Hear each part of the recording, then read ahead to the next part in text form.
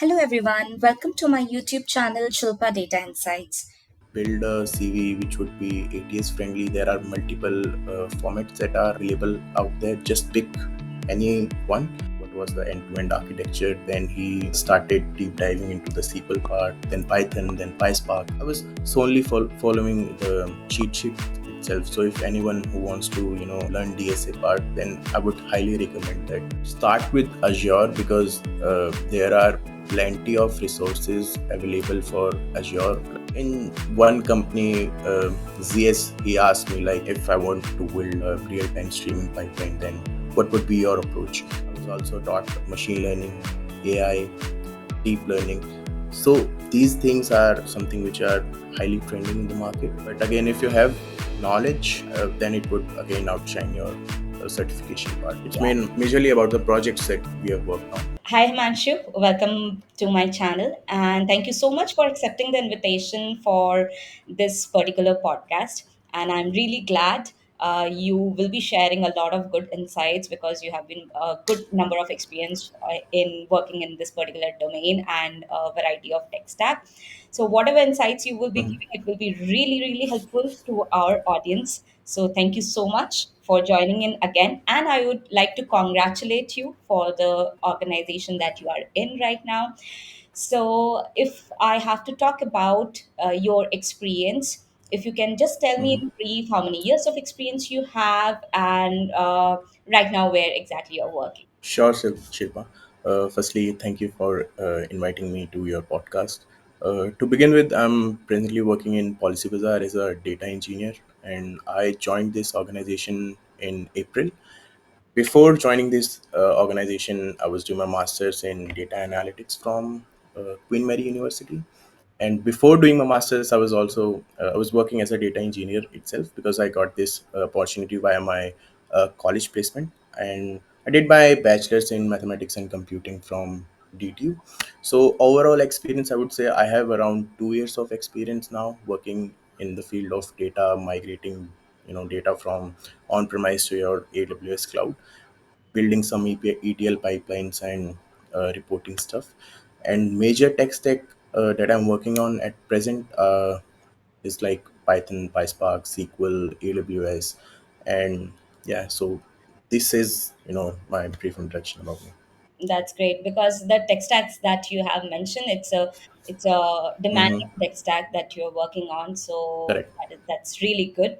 So if you talk about if you have to, let's say, prepare Hmm. your first of all your CV, if I talk about, so what Hmm. things you have kept in mind in order to prepare your CV to get shortlisted in these big MNC companies? So since I was already having some experience working as a data engineer for around 1 year, so I specifically focused more on your ETL part, ETL and data migration part, because these people, Policy Bazaar, they were looking out for a candidate who is already has an experience, migrating from on-premise to your AWS cloud. So I genuinely focused on that part only, and focused more on your SQL, PySpark, Python, and as I said, they are migrating all of the data from on-premise to your AWS. So AWS was also something which I kept in my mind, kept in my CV as well. So these four to five skills I heavily focused on in my CV, that I have done multiple projects. Also also I would say build a CV which would be ATS friendly. There are multiple formats that are available out there. Just pick any one and stick to it. You can tweak your CV accordingly from one job to another job if necessary. Okay, okay. So Yeah, that is good. Actually, for each job, I also think that if you are mm-hmm. focusing on a specific particular company, then you should actually tailor your resume according to Yeah, that CV. company so that it gets shortlisted, Correct. which is very important Correct. actually. And people don't do that. They just create one resume, put it across all the companies. That's not And how. simply apply. Yeah, Yeah. so sometimes for some companies, if you see the job description is almost 80% same, Mm-hmm. you can revolve around, then definitely we Yeah. can do it, but not for all the companies, which is good. All the correct. Yeah. So after your CV is being shortlisted, right, for the company you are working on, how many rounds were there that you appeared for? Oh, they were just two rounds. First round with my manager, and the second round was with the director. So first round, they both actually lasted for 1 hour. And in first round, my manager asked me about the previous project that I've worked on. What was the nature of the project, and he wanted to have a glimpse like what was the end-to-end architecture. Then he started deep diving into the SQL part, then Python, then PySpark. So, and the second route again, it was almost the same. However, it was more focused onto the architecture part, the architecture that I've built in my previous organization, and why did I decided to move back to India from London. So yeah, these were the questions that were asked in the second round. And then, I mean, it went smoothly. Both of the rounds they went smoothly. Yeah. Okay, okay, that's good. At least there's not 5 or 6 rounds becomes difficult to Yeah. actually go for a iterative process to give so many interviews, right? So Moreover, they were looking out for candidate with who was immediate joiner, so okay, they didn't all of the two rounds within a week, okay, and okay, the that's great. and I joined it on 8th of April on Monday itself.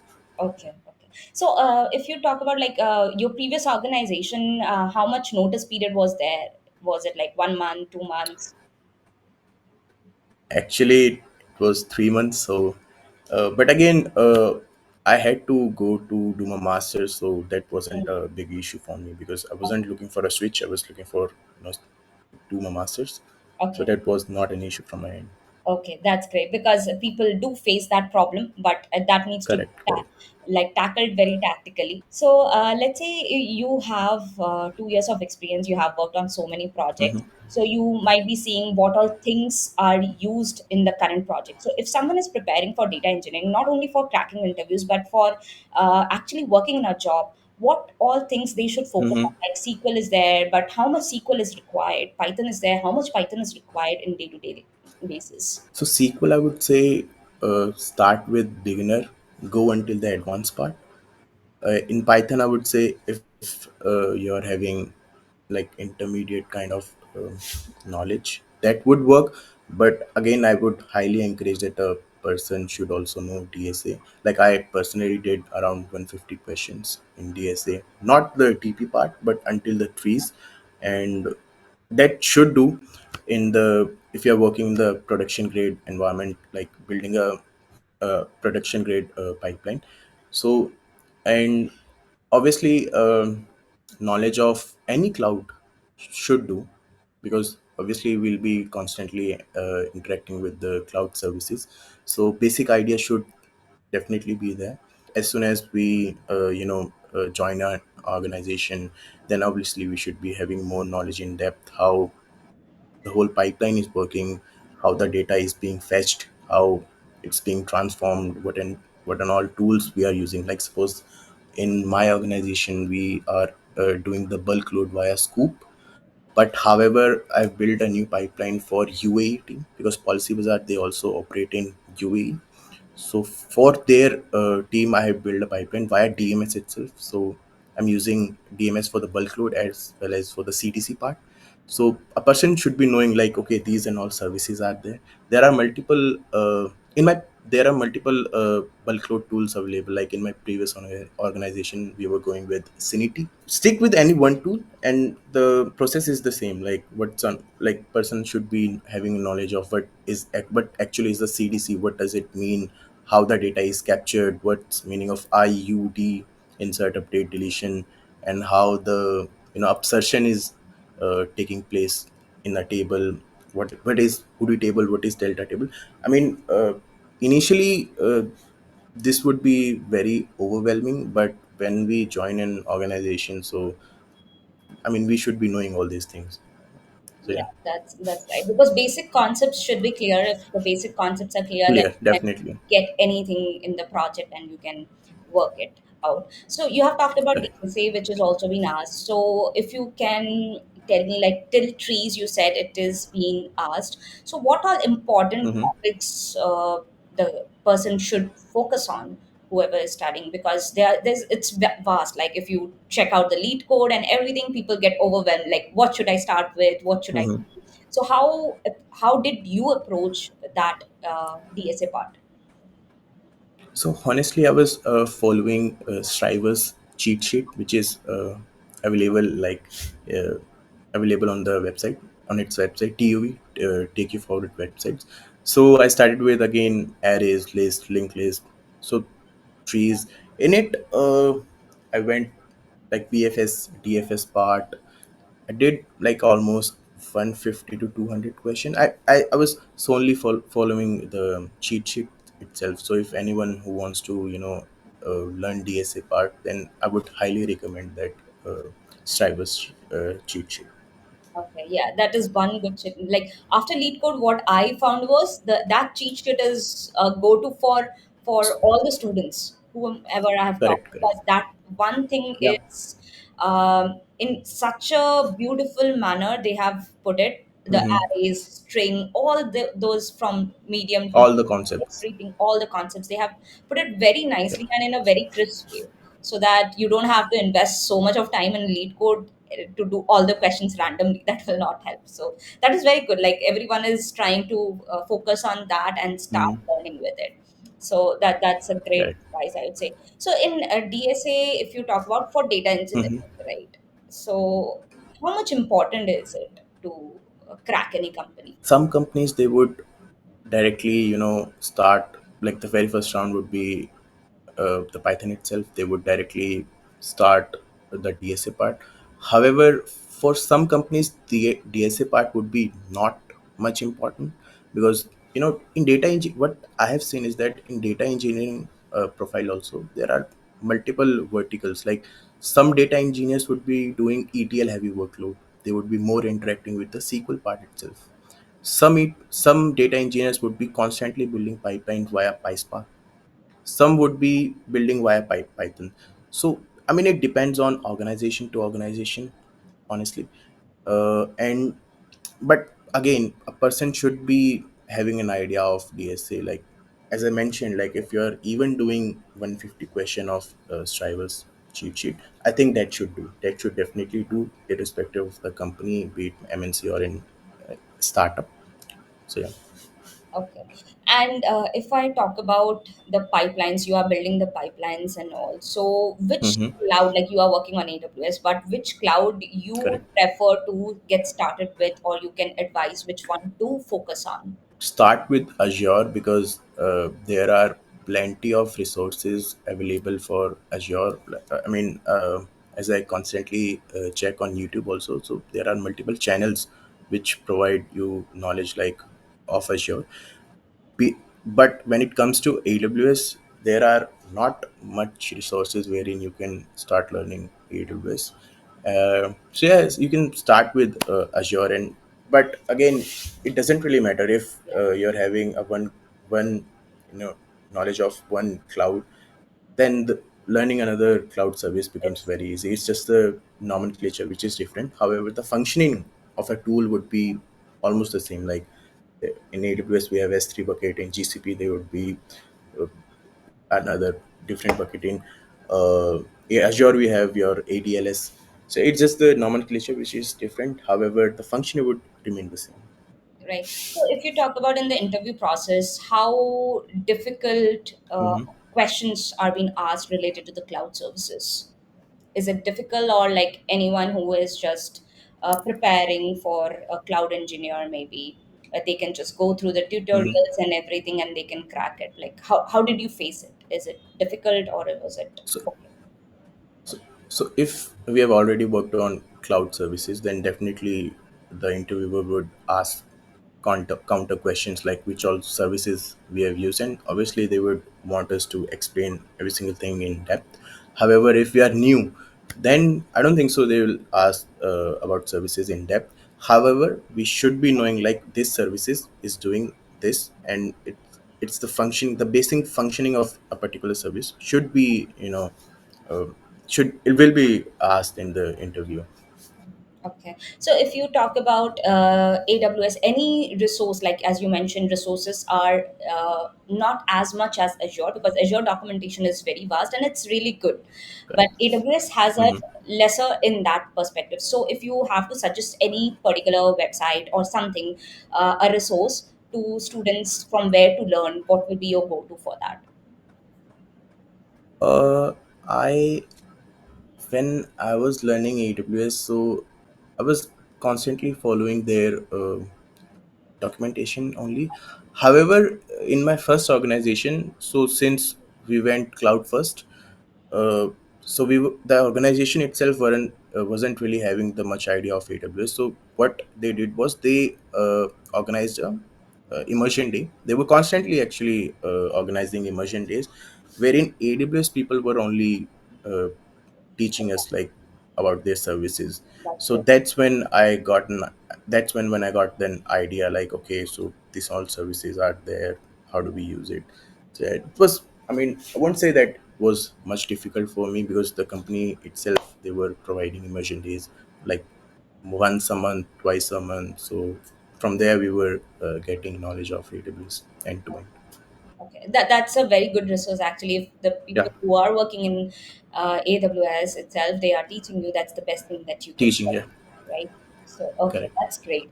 And if I talk about after the AWS, right, you have Hmm. other resources. SQL, there's a variety of resources.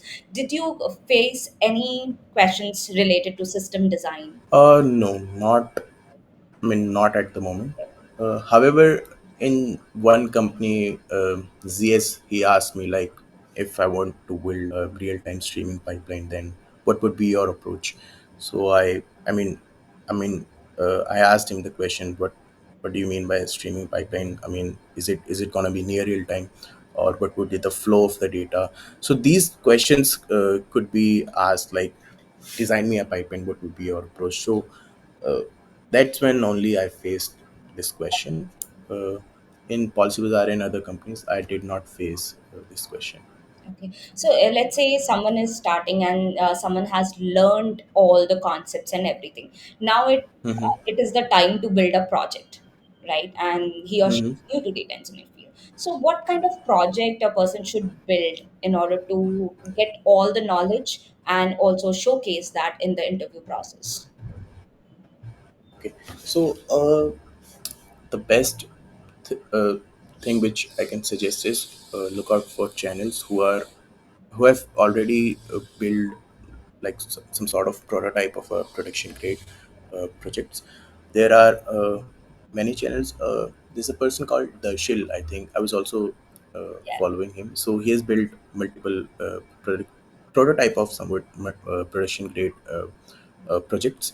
So one can follow his channel, uh, and also, you can ask Chat GPT. Like, suppose, just ask directly with the Chat GPT, like you are in new to data engineering field, so any recommendation, the project recommendation that the Chat GPT could give, so the Chat GPT would highlight all of the steps, like from where you can pick the data, uh, how you can create the architecture.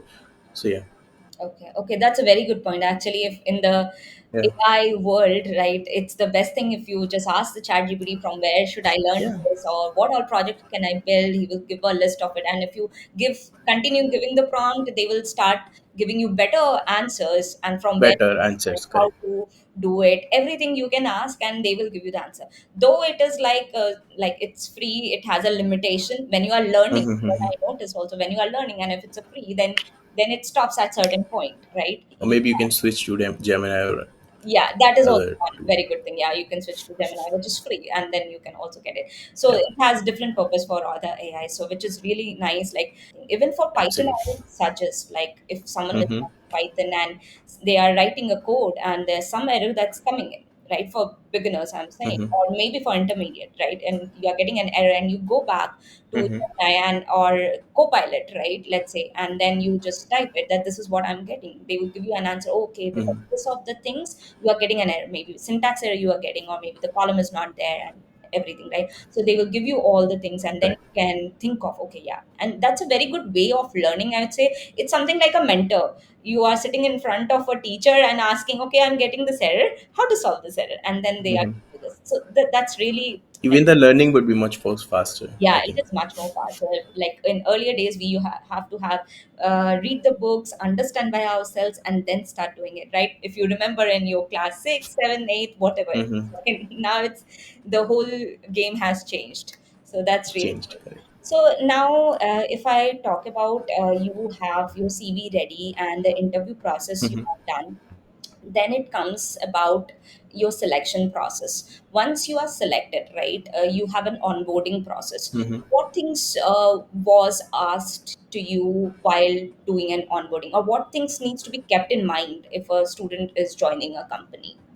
Since they were looking out for immediate candidate, as I mentioned, so things that were asked was like, when was the last time I worked?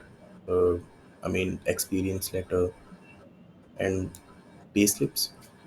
Also, as I mentioned that I went abroad to do a master, so they were focusing more like, give me your master's degrees.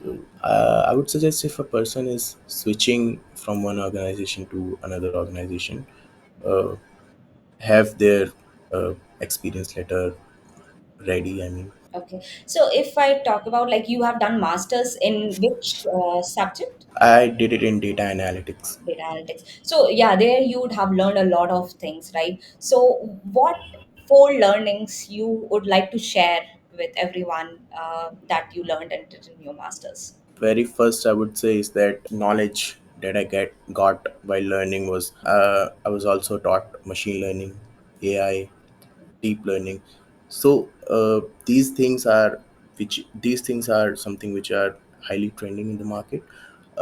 So if you are a data engineer but you also have knowledge of AI, so that makes you a that makes a unique combination, and you'll be always in demand. I also learned about Power BI and stuff. So since the master's degree was in data analytics, so I mean, I would say the 70, not 70, 60% of the subjects were related to your visualization part. The rest were optional. So I took machine learning, deep learning, AI, That's good, because those are also very, very good learning. very much trending. Yeah, because at certain point, if you also want to transition into that machine learning field or data science field, that will be It very, becomes easy.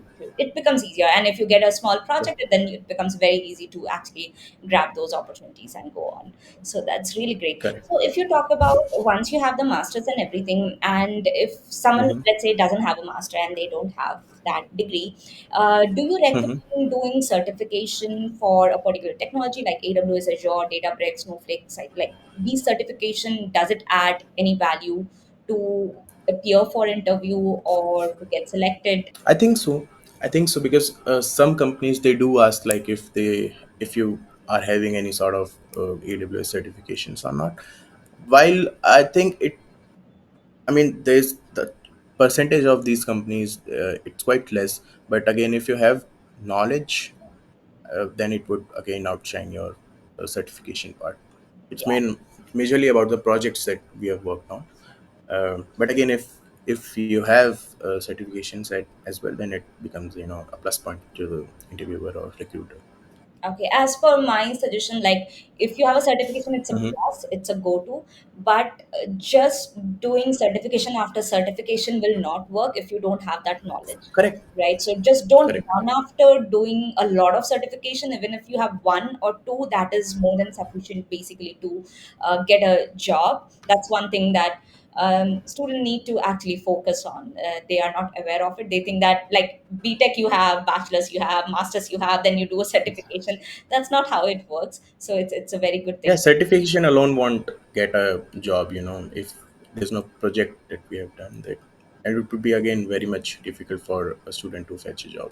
Right. That's why I always recommend that focus more on projects, and then maybe you can do your certification part. Great, great. Thanks for that. And once you have been selected, like, it's the now the time to do a salary negotiation, right? So Mm-hmm. there's always some point where you have to negotiate your salary. So how do you approach that salary negotiation part with the HRs? Uh, I'll be honest, like I haven't been in such a situation yet because the very first job I got it from my college itself, and this second job, this Policy Bazaar job, they again had their fixed budget because they told me that since you are a master's candidate, so this is the salary that we give to a master's candidate. And to me it was perfectly fine because it was again falling in my bandwidth, so I immediately agreed. Like, but again, if someone wants to make a switch, then I think 30 to 35% is the standard hike they should ask to the another recruiter. But again, if a company they're not willing to give that amount, then obviously they should express that you have these skills which you can leverage to that company, and you can be, I mean, express like these are the skills that you have. And so yeah, I think that should do. But as I said, I haven't been in this situation wherein I'm asking for that particular amount and the recruiter is not agreeing to that thing. Okay, yeah, but that's great that you don't have to come across with that situation where you have to Yeah, keep on negotiating. That is really nice because it becomes a very tough part after all the process of the interview has been done and you are selected, then you are starting negotiating the salary. Uh, correct, correct, that's how the market works. But negotiate, I think everyone should actually negotiate with the salary. If they are not getting correct. as per their Hmm. expectation, if they are getting it as per their expectation, it's well and good. It's really nice. There's no point. There's Yeah, no point of negotiating it. There's always a band where you have to fit in, and if you are asking for something which is above band, they will definitely will not be able to give you that job, and you may lose that opportunity as well. So always be thoughtful of correct, what you are expecting, what is the market standard, and then only expect that much and start negotiating the salary. So that is one very important correct. thing. So, if you talk about all the preparation strategies Hmm. and all, if you have to tell some tips that you followed in order to crack the job, that will be really helpful for the audience. Highly recommend that start with SQL. For SQL, I was following Campus X and Ankit Bansal's channel. Then jump onto your Python part. Again, for the Python part, Campus X for the basics and DSA part for the from Striver cheat sheet. Third would be your PySpark. PySpark is something that we are constantly using in the big data world. Uh, so yeah, these three things are very much important. Rest of the skills you can learn it while after joining an organization, like the cloud services which they are using, which they are not using. But these three things, I would highly suggest that you should be knowing. Every data engineer should be knowing. For Spark, I was constantly following Manish Kumar's channel. He's a very good person, and he has taught Spark in very good manner. So I would highly recommend, if anyone wants to deep dive into Spark part, constant blindly just follow his channel and watch all of the video. Then he has also posted much more on the data modeling part, so you can also uh, watch data modeling videos as well. So, if someone has to prepare also, like how much time it did take you basically to study all these tools, technologies, language? So, how much time one should go? I think it depends on person to person, but like suppose if a person who is not from data engineering background but is also doing a job, so it would again take much more time for him to learn all of these skills.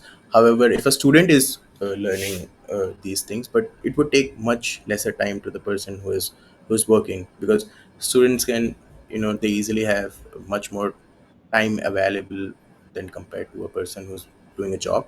So but the median time in order to learn all of these things, I would suggest it should not take more than 4 to 5 months, depending that you are giving, like even if you are giving on Saturdays and Sundays, you are giving 3 to 4 hours, 3 hours on Saturday and 3 hours on Sunday, then again I mean, I don't think so it would take more than 4 to 5 months to learn of the skills that I've like as I mentioned, like Python, SQL, PySpark. That should be the maximum threshold that a person should Yeah, know. I think time frame matters, and how much time you are also devoting, that also matters. Let's say you are not able to even devote your time, it will never be completed even for 4 5 months, right? Correct. You get extended. So you Yeah. have to be consistent to keep on studying, and then put it a target of 4 5 months, and then keep on learning and get your job. Absolutely. So that's great.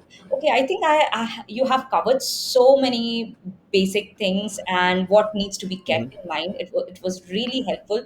I think if someone is new to the data engineering field and how they did it, even if they don't have masters, they can do certifications, projects, and you have given a good insight of all the resources what has been you have been using in order to basically learn all the technologies, which is really great. So I really thank you to again come and share your insights. I hope this particular podcast will really inspire a lot of candidates who are preparing for the interviews and who want to transition as well. Even if they are not transitioning, and even if they have skill set but they don't have confidence in doing it in the job, they will get the confidence, because you need to learn, you need to keep on learning as well. At the same time, Learn. you have to do the job. At this stage of my life as Correct. well, I'm also keep learning, because the technology is evolving like in a very rapid space, right? So I have to keep on learning, and then I have to learn the process, right? So that is one thing which will you should never give up, I think. So that is one thing. So thank you so much Correct. again for coming and Thank you, sharing. Shilpa. And Thank you. maybe in the future we will come again, sit and talk about something else apart from the data engineering, how you cracked it, maybe something else that we will be come up with. Okay, thank you. Sure. I'm looking forward to it. Thank you. Thank Thank you, you so Shilpa. much, Manshu. And I wish you have a good day. Thank you. Thank you so much for watching, and I wish you have a good day.